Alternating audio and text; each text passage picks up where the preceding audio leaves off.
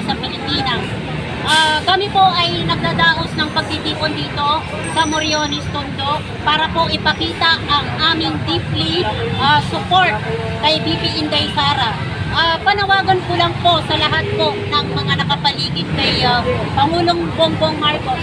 Sana po ang ating ibulong kay Bongbong Marcos ay yung kapayapaan at kaunlaran ng ating bansa at matugunan po ang pangangailangan ng ating bawat Pilipino.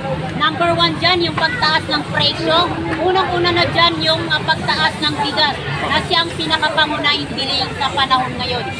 So kami po bilang representative ng Muslim community, Muslim sector, kami po ay nagpapakita ng suporta, 100% support kay BP Inday Sara.